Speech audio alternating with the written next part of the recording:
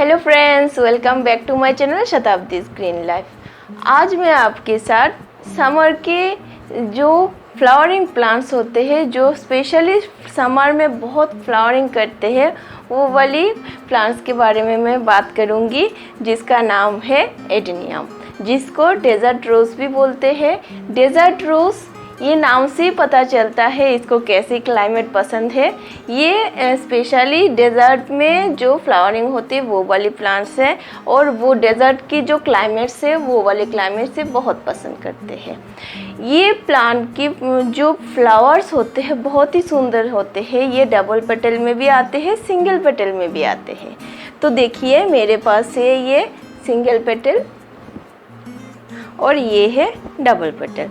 ये adenium yellow, pink, red, white बहुत सारे कलर में आते हैं। तो मेरे पास ये पिंकिश वैरायटी का है। तो अब शुरू करती हूँ इसके केयर एंड टिप्स के बारे में। केयर एंड टिप्स बोलूँगी, आप अच्छे से फॉलो करना, तो देखना आपका जो एडेनियम है विंटर और समर बहुत अच्छे से ये चलेगा। पहले मैं बोलती हूँ इसके सनलाइट के बारे में, जो बहुत ही इम्पोर्टेंट होते हैं एडेनियम के लिए। ये एडेनियम 6-7 घंटे की फुल सनलाइट इसको चाहिए होते हैं, और समर में इसका सनलाइट बहुत अच्छे से हो तो इसमें बहुत सारे फ्लावरिंग होते हैं। तो आपको एडेनियम रखना हो तो आपको सनलाइट भी चाहिए होती है। जिसके पास सनलाइट, जिसके बालकनी में अच्छे से सनलाइट नहीं आती है, वो बस इसका जो कोडेक्स है उसका आप ब्यूटी आप एंजॉय कर सकते हो, बट वो फ्लावरिंग बहुत अच्छे से नहीं होगा। तो आप 6-7 घंटे की फुल धूप में इसको प्लेस करना। अब बोलती हूँ इसके वाटरिंग के बारे में। ये भी बहुत ही इम्पोर्टेंट होते हैं। बेसिकली एडेनियम सकुलेंट वैरायटी का है, तो सकुलेंट वैरायटी का जो भी प्लांट्स है उसको बहुत ज़्यादा वाटरिंग नहीं चाहिए होते, ओवर वाटरिंग से ये ख़राब होते हैं। तो जब भी आप इसमें वाटरिंग करोगे फिंगर डिप, स्पेशली तो आप फिंगर डिप मेथड का यूज़ करना। और मैं ऐसा नहीं बोलूँगी कि आप हफ्ते में 2 दिन या महीने में 2 दिन आप इसमें वाटरिंग करना। आप अपने जो एनवायरनमेंट है, एनवायरनमेंट के हिसाब से आप इसमें वाटरिंग करना। और जब भी वाटरिंग करोगे फिंगर डिप मेथड का यूज़ करना। और जब भी वाटरिंग करोगे थोड़ी इसमें वाटरिंग करना, जैसे कि इसका जो वाटर है ये ड्रेन हो जाए। तो ऐसे आप वाटरिंग करोगे तो देखना आप हफ्ते में, समर के टाइम हफ्ते में 1 बार या 2 बार वाटरिंग करो, और जो डोरमेंसी पीरियड होते हैं विंटर के टाइम, उस टाइम में आप महीने में 2 बार वाटरिंग करो, तो उससे ही ये एडेनियम बहुत अच्छे से चल जाते हैं। क्योंकि इसके जो ये कोडेक्स होते हैं, देखो ये जो कोडेक्स होते हैं इसमें ये वाटर स्टोर करके रखते हैं, तो इसलिए आप इसमें ज़्यादा वाटरिंग मत करना, ठीक है। ज़्यादा वाटरिंग से ही ये एडेनियम गल जाते हैं। तो अब बोलती हूँ इसके सॉइल मिक्स के बारे में।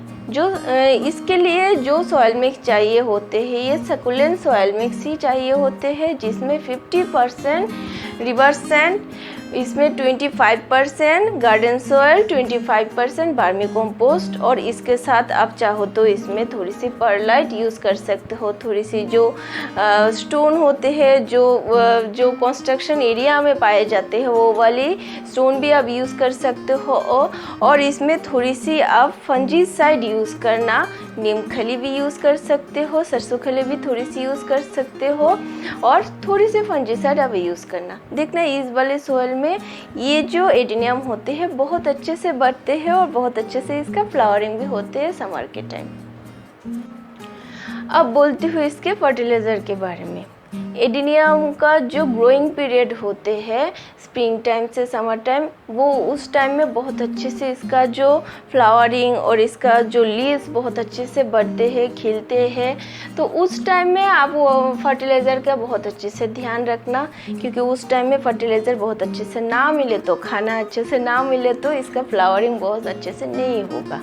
तो इसलिए उस टाइम में आप महीने में 1 बार इसमें लिक्विड फर्टिलाइज़र फर्टिलाइज़र देना। एडेनियम लिक्विड फर्टिलाइज़र बहुत पसंद करते हैं, इसलिए आप महीने में एक बार NPK जो फर्टिलाइज़र है उसको आप लिक्विड फॉर्म में कन्वर्ट करके इसमें आप दे सकते हो। और ऑर्गेनिक फर्टिलाइज़र जैसे कि आप जो सीवीड फर्टिलाइज़र होते हैं वो वाली फर्टिलाइज़र तो बहुत अच्छे होते हैं सभी प्लांट्स के लिए, मैं बहुत बारी बताई हूँ। तो वो वाली फर्टिलाइज़र भी आप यूज़ कर सकते हो। तो आप जब भी आप फर्टिलाइज़र यूज़ करोगे, आप ऐसे ही यूज़ करना कि एक बार आपने NPK फर्टिलाइज़र दिया तो नेक्स्ट टाइम आप लिक्विड जो सीवीड फर्टिलाइज़र है वो देना। नहीं तो घर में जो आप यूज़ बनाते हो गोबर खाद जो है और वर्मी कंपोस्ट जो है उसको आप लिक्विड टी बना के वो भी आप यूज़ कर सकते हो। तो वैसे आप फर्टिलाइज़र का ध्यान रखना। बट आप डोरमेंट पीरियड जैसे कि विंटर के टाइम, उस टाइम में आप फर्टिलाइज़र यूज़ नहीं करना, क्योंकि उस टाइम में प्लांट्स को खाना नहीं चाहिए होते हैं। तो आप जो भी यूज़ करोगे वो वेस्ट हो जाएगा, तो इसलिए उस टाइम में आप फर्टिलाइज़र यूज़ नहीं करना। अब बोलती हूँ पॉट सिलेक्शन के बारे में। ये बहुत ही इम्पोर्टेंट होते हैं एडेनियम के लिए पॉट सिलेक्शन। वो सारी सकुलेंट प्लांट्स के लिए ही पॉट सिलेक्शन बहुत ज़रूरी होते हैं। आप एडेनियम को बहुत बड़े गमले में लगाओगे तो उस टाइम में रूट रॉट्स की प्रॉब्लम बहुत ही बढ़ जाते हैं। वो जो कोडेक्स होते हैं, कोडेक्स गलने का भी रिस्क बढ़ जाते हैं। इसलिए आप जब भी पॉट सिलेक्ट करोगे छोटे से पॉट में इसको प्लेस करना। नहीं तो क्या होते हैं, हम क्या करते हैं भर के इसमें पानी दे देते हैं। पानी देने के टाइम तो नीचे ये पानी रह जाते हैं, तो धीरे धीरे क्या होते हैं, हम ऊपर का जो फिंगर डिप मेथड यूज़ करके हम पता चल जाते हैं कि बोलते हैं कि ऊपर ये ड्राई हो गया। तो हम क्या करते हैं, फिर से हम पानी दे देते हैं। तो क्या होते हैं, नीचे भी पानी रहते हैं, ऊपर से पानी देते हैं, तो ओवर वाटरिंग का प्रॉब्लम दिखाई देते। तो इसलिए आप जब भी इसको प्लेस करोगे, आप छोटे से गमले में इसको प्लेस करना। 6 इंच गमले में भी आप प्लेस कर सकते हो, बहुत अच्छे से ये ग्रो हो जाते हैं, क्योंकि इसके जो रूट्स है बहुत छोटे होते हैं।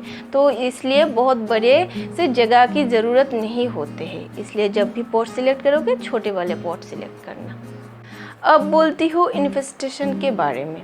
इसमें मिलीबग का अटैक, एपिड्स, स्पाइडर माइट्स वो वाले अटैक थोड़ी बहुत हो जाते हैं, बट पूरे धूप में रहते हैं इसलिए बहुत ज़्यादा अटैक नहीं होते हैं। फिर भी आप महीने में एक बार इसमें नीम ऑयल का स्प्रे कर देना। नीम ऑयल का स्प्रे करने से प्लांट्स भी हेल्दी रहते हैं और कोई भी इन्फेस्टेशन की प्रॉब्लम दिखाई नहीं देते हैं।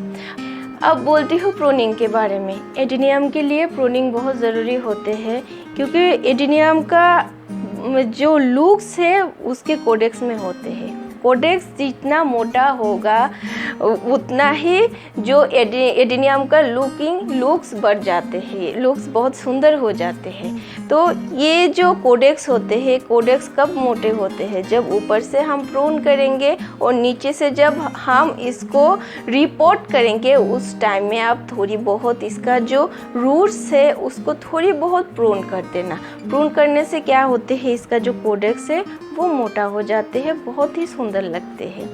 इसका कोडेक्स ये नेचुरली बोनसाई होते हैं, फिर भी हम थोड़ी सी प्रूनिंग का ध्यान रखें तो वो बहुत अच्छे से ये प्रून इसका बोनसाई बहुत अच्छे से बढ़ जाते हैं। मैं नेक्स्ट जो वीडियो बनाऊंगी ये जो मेरा जो एडेनियम होते हैं उसके ऊपर वो कैसे मैं बोनसाई बनाऊंगी वो आपको मैं स्टेप बाय स्टेप वो दिखाऊंगी। तो प्रूनिंग बहुत ज़रूरी होते हैं। आप जब भी वो डोरमेंसी पीरियड जाए उससे पहले अक्टूबर मंथ में थोड़ी बहुत इसका प्रून कर देना, तो देखना जो फरवरी मंथ आते हैं उस टाइम में बहुत अच्छे से इसमें बहुत भर के इसमें फ्लावरिंग होगा। तो प्रूनिंग बहुत ज़रूरी होते हैं। और इसका जो इसका लीव्स है इसको आप वॉश करके रखना, क्योंकि बहुत ही प्रॉब्लम हो जाती है जब लीव्स में कोई अटैक होते हैं, उस टाइम में बहुत प्रॉब्लम हो जाते हैं। और आप एक बात का ध्यान रखना, ये जो कोडेक्स होते हैं, कोडेक्स में बहुत सारी प्रॉब्लम दिखाई देते हैं। कोडेक्स पिंपल होते हैं ओवर वाटरिंग की वजह से, थोड़ी छोटे छोटे से पिंपल की तरह इसमें पिंपल के टाइप थोड़ी सी प्रॉब्लम दिखाई देते हैं। तब आप समझ जाना क्योंकि इसमें ओवर वाटरिंग के वजह से ही ये प्रॉब्लम दिखाई देते हैं। और जब भी आप इसके कोडेक्स को टच करोगे, देखना ये सॉफ्ट है कि हार्ड है। जब देखोगे इसका रूट्स और इसका कोडेक्स, इसका ब्रांचेस सॉफ्ट है, तो आप तब भी समझ जाना इसमें कोई प्रॉब्लम है। वो प्रॉब्लम है ओवर वाटरिंग। और जब भी आप इसको ऐसे टच करोगे, देखना इसका स्किन उठ जाएगा। तो उठने की वजह है इसमें ओवर वाटरिंग। उस टाइम में आप क्या करोगे, सेव जो है सेव उसको आप यूज़ करना। उसको आप यूज़ करने से इसका जो अफेक्टेड एरिया, जो इन्फेक्शन है, वो धीरे धीरे ठीक हो जाएगा। और वाटरिंग का ध्यान रखना, उस टाइम में ज़्यादा वाटरिंग मत करना। आप एक हफ्ते के लिए इसमें ऐसे वाटरिंग नहीं करना। और आप और भी एक चीज़ कर सकते हो, जब भी देखोगे आपके एडिनियम के ब्रांचेस में या कोडेक्स में बहुत कुछ प्रॉब्लम और इन्फेक्शन दिखाई दे रहे हैं, इसको आप क्या करोगे, इसको आप गमले से उठा के थोड़ी सी सेफ पानी के साथ मिक्स करके उसमें इसको डुबो देना, इसको नहला देना। इसके बाद इसको क्या करोगे, इसको आप इस जो प्लांट है इसको आप हैंग करके रखना सनलाइट में 3-4 घंटे। तो उसके बाद इसको फिर आप रिपोर्ट करना, देखना उस टाइम में भी इसका जो इन्फेक्शन है वो इन्फेक्शन दूर हो जाते हैं। तो ऐसे आप केयर करोगे तो देखना समर के टाइम और विंटर के टाइम भी ये बहुत अच्छे से चल जाते हैं। बट विंटर के टाइम आप वाटरिंग का ध्यान रखना, महीने में बस 2 बार आप वाटरिंग करना।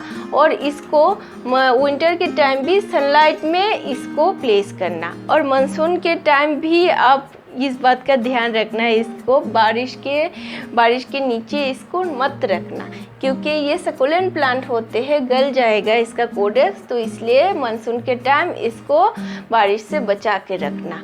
और विंटर के टाइम इसको सोने देना, ना इसमें वाटरिंग करना, ना इसमें फर्टिलाइज़र देना, बस इसको सोने ही देना और सनलाइट में इसको प्लेस करना। और समर और स्प्रिंग टाइम इसका ब्लूमिंग टाइम है, उस टाइम में आप अच्छे से फर्टिलाइज़र देना, थोड़ी बहुत वाटरिंग और सनलाइट का ध्यान रखना।